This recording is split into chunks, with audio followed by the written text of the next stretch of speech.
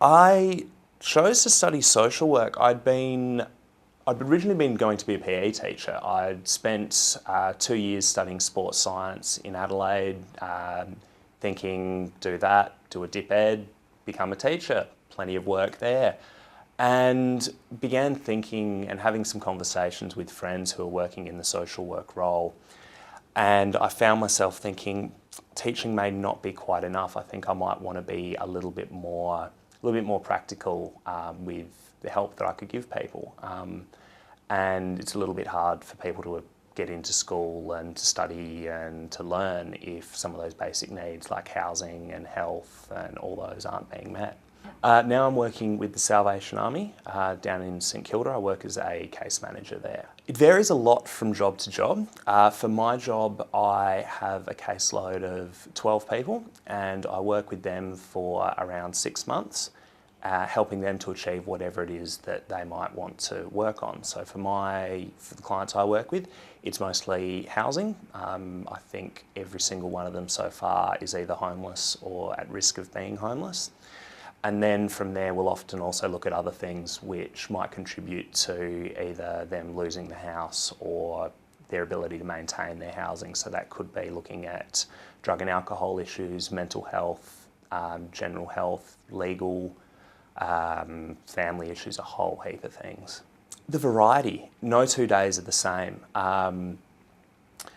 When you're working with 12 different people, all with their own different things that they want to work on, it takes you down some very different paths, and you end up, one day might be working on housing referrals, another day you might be attending court with somebody to tell the court about the wonderful work they've been doing since the trouble they got into.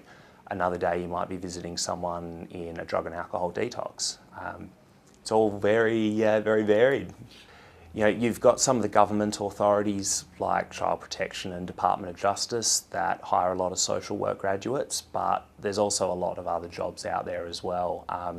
So most of the work is in the non-government sector, so places like the Salvation Army, Anglicare, youth organisations like Berry Street. There's a whole heap of drug and alcohol detoxes that hire social workers as well. The hospitals also hire social workers. I had a job lined up before I'd actually finished my course. As part of the course you do 2 placements, one in your 3rd year and one in your 4th year. They're quite lengthy placements, and by the end of those placements you're pretty much a functioning member of the team.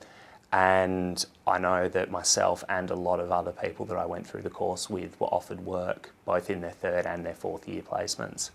I think perhaps something from my personal experience, perhaps try and do a little bit of volunteer work in the sector. I did 2 years of a degree that I thought I wanted to do and found out I wasn't quite as interested in. And so when I finished that, I went and found some volunteer opportunities in the social work sector, found that I absolutely loved it and thought, yep, I'm really happy to commit to studying this for the next 4 years.